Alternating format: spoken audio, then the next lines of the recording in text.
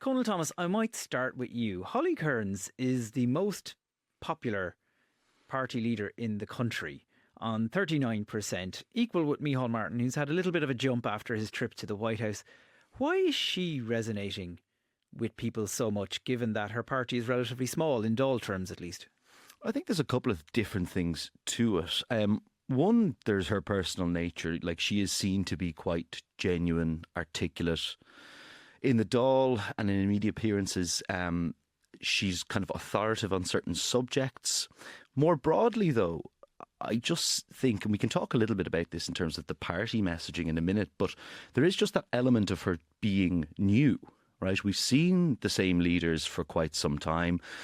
Ivana Bacik doesn't seem to make the same inroads, and I think there's probably a historical reason for that with the Labour vote anyway. Now, interestingly, she is the most popular leader. She was about 41 last month, and you say she has come down to 39. That's tied with Micheál Martin.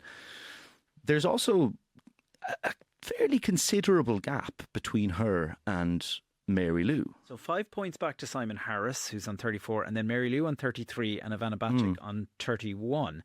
So if we take the parties of the left, if you like, and ignore the kind of two central to government, that is a 6 point gap back to Mary Lou and a 8 point gap back to Ivana Bacik. That is a big gap in these polls. It is a big gap in these polls, and it's obviously something that the Social Democrats will look to capitalise on in the upcoming by-elections and whenever the next general election does happen. I think what you're seeing in terms of the Sinn Féin figure is a little bit of perhaps a wariness among the electorate with Mary Lou and with Sinn Féin and not offering an alternative. The Social Democrats, from a policy perspective, I think they're probably a little bit muddied. I think they're still trying to figure out where they're going here. The gap between the party's support, now bear in mind, they did get to a record high last month of 11%, and we've seen them go down 2 in this poll to 9%, and Labour have gone up 1, but that's pretty minimal. I think what you're seeing, at least in that drop, and bear in mind, Holly Cairns has dropped a bit. I think you're seeing them not capitalising on the cost of living issue quite as much, quite as strongly, forcefully as Sinn Féin would do. We'll come back to that perhaps, but in terms of Holly Cairns herself, I think voters know Mary Lou McDonald a very long time now. Ivana Bacik has had a very long political career, barrister, her association with Trinity College. So even though she isn't leader that long, I think she is well known for many, many years. Tell me a little bit about Holly herself. Yeah, so she was first elected at the Dáil in 2020. She's a trained horticulturist from Cork. She ran a mixed farm with her mother of cattle, seed production, forestry on the peninsula down there between Schull and Baltimore, a beautiful part of the country. And she would have said that the catalyst, I suppose, for her entering politics was the 8th Amendment referendum in 2018. And then she became leader in March 2023 when she replaced joint leaders Roisin Shortall and Catherine Murphy. And really since then her profile has only grown. That was a dramatic generational shift, and I wonder, is that part of the impact as well? I think so, and I think as I say, she's the youngest party leader. Simon Harris, bear in mind, is only 3 years older than her. I think she turns 37 this year, he turns 40, but he's been a cabinet minister for however many years, so there's obviously a youth element to it, and you're right, it did mark a dramatic shift. And I think what she's managed to do, she's managed to galvanise parts of the electorate that want to join that party, that, as I say, want something new. Because bear in mind, the Social Democrats, while I still think they're trying to figure out where they are and who they are and what they want, they are a brand and people buy into that brand. Ashley Moloney, though, a big part of that brand, it was born out of Labour, let's be honest. Okay, Roisin Shortall and Catherine Murphy had both had their time in Labour. So there was always this kind of thing of, it's kind of the renegades, if you like. Now it has become, in the polls at least, bigger than Labour. But as Cónal says, what's the difference? It would be hard to find a very marked difference, let's say that much. And I suppose when they talk about some sort of united left government, let's say in a potential utopia, maybe that they say that this might happen, Holly Cairns herself has said that there are compromises to be made with every party. They don't fully agree on everything, but it would be much easier for them to go to the table with Labour. However, I think that's the reason of the existence of the Social Democrats is that they're not Labour, and that they've been able to get away from some of those legacy issues, particularly around Labour's role in the 2011 government, and some of the issues that they've faced since then and the decisions they made in that government, and that has plagued Labour and still is up to this day. I will also say on the leadership aspect, we see from Fianna Fáil that a leader actually, and the popularity of the leader themselves, accounts for a lot of the popularity of the party. A lot of the times we see Fianna Fáil maybe not showing up in the overall poll, but Micheál Martin's personal approval rating is very high, and that seems to actually come out in elections, when they come out as the largest party in the general election and in the local elections. Well, can I pick up on that? Because then, to that exact point, Holly Cairns, 39%, Social Democrats, 9%. It's not translating, is it? But in an election, in the last election, they did increase. They increased their TDs to 11 from 6. They increased their councillors from 19 to 35. So, and she was the leader at that time. And I also think when we talked about there, Cónal, you mentioned that Simon Harris is only 3 years older than her, but he kind of has the branding of this more older person because he's been in government for longer. Now, you wouldn't like me saying that, I'm sure. It has aged him. It has aged him, and just in the perception of the public. But like in Zoolander, when they say, oh, Hansel, he's so hot right now, that's what happens when you're new. You are so hot right now. And that's what Holly Cairns, and you see that with the fact that she is of a different generation as well to the other leaders, apart from Simon Harris, but we address that. So the people that are now turning into their 30s and of that generation who have bought houses or are struggling to, are getting politically aware and active, and they're realising maybe they don't like how much they're taxed, or maybe they don't see the public services. And then they see, oh, look, Holly Cairns, who looks like maybe the girl I work with, or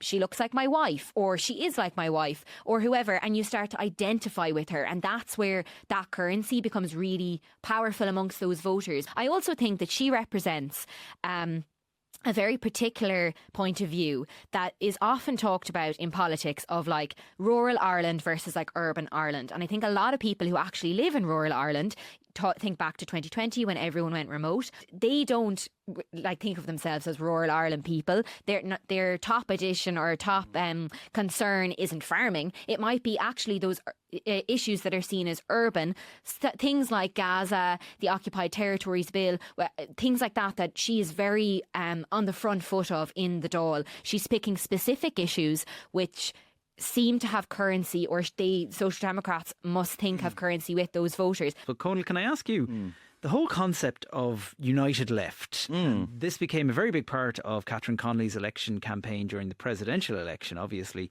But where does that all stand now? Because when we're talking about this and the popularity of one party leader, and we're comparing it to the other two women in the main parties of the left, are they all fighting among themselves rather than fighting against Fianna Fáil and Fine Gael? And so if Holly Cairns wants the Social Democrats to grow, as Aisling has kind of suggested, is it Sinn Féin she needs to target more than Fine Gael, say?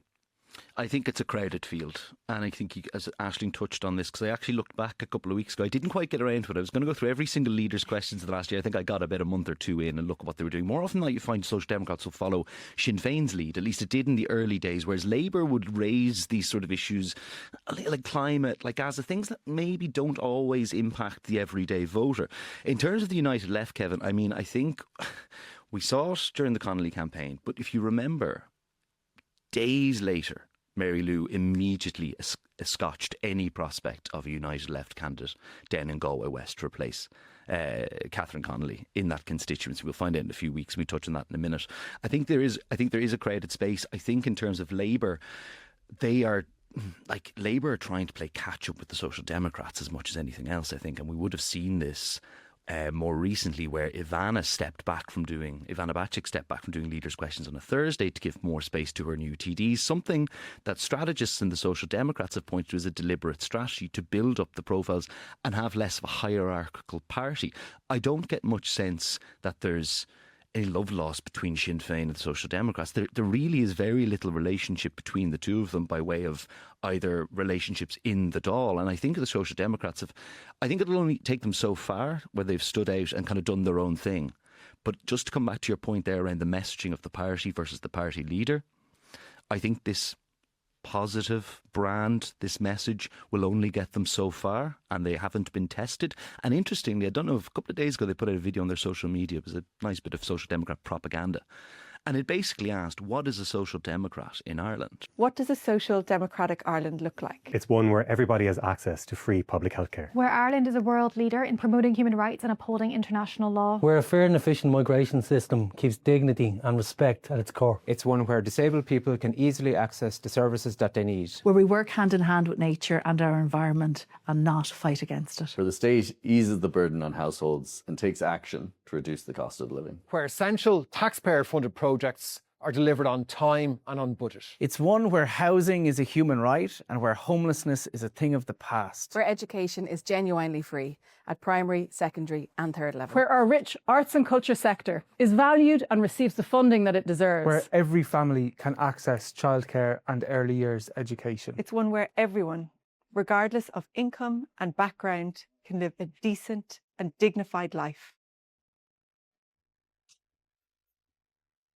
This is all government. This is something the government parties themselves would say they believe in. Easier said than done, I would put it to you. Easier said than done, but I don't think they've never done it. And is that's an advantage in some ways? Is it perhaps that whereas the Labour Party have done it, as Aisling has kind of said, and they're still suffering for that 2011 government in some ways because they're still associated with austerity? Yeah, but I wonder now, I mean, like putting out messages like that, which both government parties would claim to be trying to solve anyway, without really offering much in the way of a policy alternative. I don't know how far that's going to get them. Aisling, can I ask you a little bit about the presentation? Because both of you have mentioned that Holly Cairns is very articulate, well able to speak, very well versed in the topics that she wants to raise. And yet, as a viewer, I sometimes feel she's reading from a script. She's very careful. 1 in 6 babies in the state are born in the Rotunda. It's the busiest maternity hospital in the country by some distance, and it's also the oldest maternity hospital in the world. And in many ways, it feels like it. I was there yesterday to speak to the team after the devastating news that the planning permission for their long-awaited, desperately needed extension had been overturned. On Friday, as the news filtered through the hospital corridors, staff were in shock. One told me they burst into tears. They literally could not believe it. And I wonder if she was Simon Harris or Micheál Martin or Mary Lou McDonald at that press conference where she is getting fired questions left, right and centre on all sorts of topics across the day, would she manage that? And it's an interesting question, but I also kind of throw that back and say, is that just an expectation of modern? And I know you'd say it's what you need to be a leader. Well, it is an expectation of modern politics. It is an expectation, but so women in politics is an increasing phenomenon, I suppose. And I would point to maybe the New Zealand Prime Minister, Jacinda Ardern. And she talked a lot, I read her book, about how, you know, there's this idea that you have to have a rubber neck and a really thick skin and nearly be like a dog in a fight to be a politician. And I do think that that's something that potentially Holly Cairns could capitalise on. But it's difficult because you're coming into a field where the press and the public are used to seeing those kind of embattled orators in the Dáil who are able to fire it out back and forth, as you say, and she doesn't seem to have that. Now, I will say as well that, you know, you have a set amount of time for leaders' questions. You do want to get your point across. I think she, above all, values kind of getting that point across in the most expressive way rather than just speaking for a length of time, maybe repeating herself. And sometimes I feel Mary Lou can fall into that. She'll get up and say something and maybe the 3 points she makes are kind of the same thing. And I think maybe a more choreographed message with what time you have sometimes can pay off better. Remember as well, they clip them up and they use them on social media. They don't always include what the Taoiseach responded. It's a valid question whether she would be able to, in a press conference scenario, under deep pressure, be able to give a convincing answer and able to kind of put forward for her party in a confident manner. And it's the test of anyone that reaches those heights in the Taoiseach or head of the cabinet is to, under pressure, be able to do that. And Micheál Martin, you know, he's been criticised maybe for his communication in some ways, and also kind of Harris can over-communicate, so you can be guilty of it on both ways, exactly. I suppose. I just think in all of this, though, we're talking a lot about Holly and the Social Democrats, but I really think it's important to just touch a little bit on the Sinn Féin figures here. because they have been hammering the government on cost of living for 4 or 5 weeks now since the war broke out. And yet they're still on 22%. And Mary Lou's gone down 2 points. And while the Social Democrats say wouldn't have the big grandstand events, say like we would have just seen at Easter that Sinn Féin can always tap into, or that Fianna Fáil and Fine Gael can, and to a certain extent Labour have that traditional, international left history to fall back on. But I just wonder if this is a trend we're beginning to see, that the Social Democrats and others eat into that Sinn Féin vote. Now, I know they've gone down this month. Where will that leave Mary Lou in a few months' time? Well, can I ask you something that you mentioned a few minutes ago, that the Social Democrats are trying to be more positive? And some of the criticism Sinn Féin has faced over recent years is that they're so negative about everything. Even when the government does something good, they find a hole in it. What does the polling suggests, or your own analysis suggest, of what people are looking for at this moment? Are they looking for that positivity, or is it a plague in all your houses? I think there's an element where the electorate are beginning to shift towards genuine solution-focused political parties, and that is something, having spoken to kind of strategists behind the scenes in the Social Democrats and Labour the last few weeks, that they've pointed to as being their party messaging. The Social Democrats would say, we're always a very strong policy-based party in what they do. They've strong spokespeople on this, that and the other. I also just think, as you're right in pointing out that Sinn Féin are negative. There's a huge, I think, oversaturation with that party machinery, because it is relentless, whether it's its social media, whether it's its press releases from Sinn Féin. It's something, and it's almost never positive. At least the Social Democrats can Labour. It may not pay for them politically on the day, let's see, but they can at least say, well, we're willing to work with other parties, we're willing to work with the government. Sinn Féin don't give off that same impression. If they ever did, they certainly don't now. They have lost the last 2 general elections. They're not seen to be as strong on the housing issue quite as much, because they've other people in other parties coming up behind them on that, and I think they're gradually losing ground here. Well, some would say that they won the previous election but didn't end up in government. But that's a whole other situation. That's the leader. I mean, if you look at it like that, Mary Lou has failed those last 2 tests in a way. So, the question is, her approval rating, could it be as high as Holly Cairns? Should they be considering new branding at the top?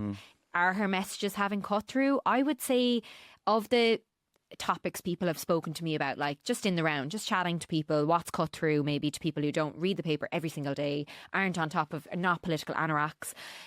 Pierce Doherty talking about how much the banks are taxed on their profits, that's come up as something. So does Pierce Doherty have more cut through than Mary Lou at the moment? Is he representing maybe the generation of Sinn Féin voters that maybe she's gone past? And also the last 2 tests, she has failed, if you look at it like that. They didn't get in. Yeah, tired locals as well, don't forget.